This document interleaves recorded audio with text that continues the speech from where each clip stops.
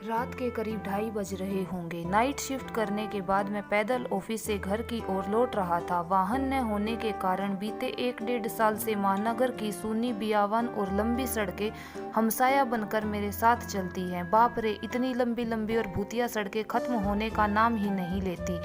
बस चलती रहती हैं, रुकने का नाम ही नहीं लेती। कहीं ऐसा घनघोर अंधेरा कि पैर कहाँ पड़ रहे पता नहीं। खंभों की लाइटों से सफ़ेद झिलमिलाते प्रकाश में नहाती सड़कों की खूबसूरती देखते ही बनती है। रोजाना का रूटीन होने के कारण अब इन सूनी और अंधेरी सड़कों से डर नहीं लगता। इन्हीं सूनी और बियावान रास्तों पर दिन रात इतना ट्रैफिक और चहल पहल रहती है कि एक कदम पैदल चलना भी दुर्भर हो जाता है। माथे से गर्मी, पसीना और ऐसे में अचानक हल्की हल्की ठंडी हवा चलने लगती है। माथे पर पसीने से टकराती ठंडी हवा कितनी शीतलता प्रदान करती है। ऐसे में कौन बेवकूफ़ होगा जिसका मन गुनगुनाने को नहीं करेगा। गुनगुनाता हुआ मैं आगे बढ़ ही रहा था कि अचानक आंखें एक जगह पर जाकर ठिठक गई। सड़क किनारे एक सभ्य सी अधेड़ महिला जो 100 फीट की दूरी पर रही होगी, कंधे पर छोटा सा बैग, पैरों के पास एक ब्रीफकेस और सफ़ेद प्रिंट वाली साड़ी पहने हुए थी। जिस करीने से उसने अपना सर ढका हुआ था उससे तो वो किसी भले घर की लगती थी। लेकिन इतनी रात हो गई, वो शहर के भीतर से गुजरने हुए हाईवे पर कुछ अजीब सा लगा। हो सकता है मायके या ससुराल वालों ने बस में बिठा दिया हो या किसी कारण बस लेट होने से देर रात यहाँ उतरना पड़ा हो। लेकिन इतनी रात गए रिक्शा यहाँ कहाँ मिलेगा। शायद घर का कोई परिजन गाड़ी लेकर आ रहा होगा।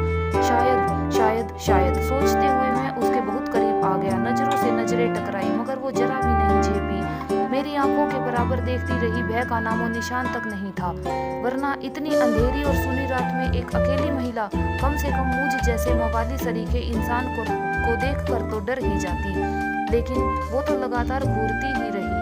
चेहरे पर न कोई हाव न कोई भाव, हाँ होठों पर मुस्कान बराबर जमी रही। मैं ही झेप गया, मुझे ही नजर हटानी पड़ी कहीं ऐसी वैसी ना हो। एकदम से झटक दिया मैंने। अनजाने डर और शर्म के मारे मैंने फिर पलट कर नहीं देखा। न जाने वो क्या सोच बैठे। चलते चलते मैं दूसरी सड़क पर आ पहुंचा। अब वो सड़क और महिला पूरी तरह से ओझल हो चुकी थी। कहीं कोई भूत तो नहीं थी। थोड़ी देर पहले भला लगने वाली रास्ते पर अब भयभीत लगने लगा था। मैं जल्दी जल्दी अपने घर पहुंच जाना चाहता था, इसीलिए तारतम्यता में चाल में गजब की तेजी आ गई और बड़े बड़े डग भर भर कर मैं चलने लगा। करीब 1.25 किलोमीटर ही मैं चला था कि अचानक मुंह से चीख निकल गई। वो महिला करीब 100 गज दूर उसके सामने सड़क किनारे ठीक उसी ढंग से खड़ी दिखाई दी, कंधे पर बैग और जमीन पर ब्रीफकेस। यह कब यहाँ आ गई? एक ही रास्ता तो है। न कोई गाड़ी निकली है न कोई पैदल दौड़ती हुई मुझसे आगे निकली है। मेरा पूरा शरीर डर के मारे पसीने से तरबतर हो गया और लगा कि जैसे आज की रात आखिरी रात है। वो भूतिया औरत कुछ देर में मुझे चबा चबा कर खा जाएगी। मैं बेतहाशा भागा, इतनी तेज भागा कि पता ही नहीं चला कि वो औरत कब पीछे रह गई। भागता रहा और सीधे घर पर जाकर ही रुका। सांसें धोखनी की तरह चल रही थी। घर के बाहर ही कुछ पल खड़ा रहकर अपनी सांसों पर कंट्रोल किया। अगले दिन शाम करीब 5 बजे ऑफिस पहुंच गया। एक बुजुर्ग कर्मचारी को रात का सारा घटनाक्रम सुना डाला। हंसते हुए बोला, नूर चाचा, अरे कहीं बूचड़ खाने के पास की बात तो नहीं कर रहे हो? बूचड़ खाना? मैं बुदबुदाया। हाँ बूचड़ खाना, स्लोस्टर हाउस, जहाँ जानवर कटते हैं। बेटा वो सड़क बहुत खतरनाक है, बहुत हादसे होते हैं वहाँ। तेज रफ्तार बड़ी गाड़ियों ने बहुत सारे लोगों को कुचला है वहाँ पर।